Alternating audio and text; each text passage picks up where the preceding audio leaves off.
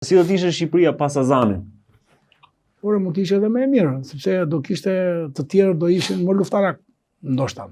Do të shikonin që ky na eklipson edhe do delin më të mirë ata. Po si punë e dipa, pse nuk më zgjedh mua, po do zgjedhin më të mirë ai. Edhe puna e kësaj, do ishte Zazan, do ishin dy të tjerë. Prodhon kohë. Bëjmë ilëm shakan. Prodhon kohë, njerëz, gjithmonë. Vetëm që për shembull në politikë për mua nuk ishte kohë. Ishin duke fol Butrindin këto, e kisha fjalë për. Kisha qejf të isha. Për ishën e Sazanit e kisha. Po, Sazani, po. Si do të ishte Shqipëria pa ishën e Sazanit? Bravo. Po ne. Se ana kanë marrë apo? Ajo është Arandi.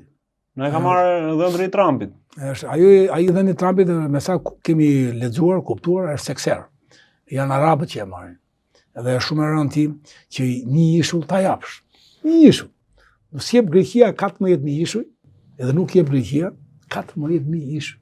Ndërkohë neve një ta japim, ndërkohë që ti gjoja nuk e pe njëra të ishull, këto 2-3 vjetë u lirua pak, nuk e pe se ishe ushtarak. Ma tjeni tani kemi marrë vesh që kemi ishull. Kemi ishull.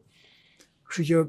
Pse është rëndë, zënë Sazan? Po shumë e rëndë, sepse ai bëhet bile jo vetëm ishtu, po edhe Bregdeti nga Dhermiu deri në Saran, do ta shohësh që janë toka 80% edhe përqind janë toka të zënë nga ata që quhen oligark, po unë nuk do mbindem mirë që këtë term.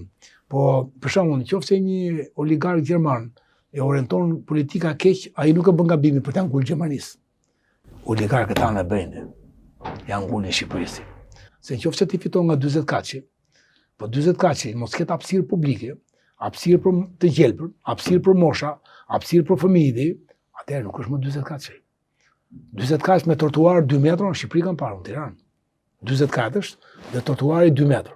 Ndërkohë që do të kishte shesh të madh përpara. Do të kishte trotuar 10 metra. Trotuar të gjerë sepse kanë proporcione këtu. Unë kam dhënë Londër arkitekturë mjedisi.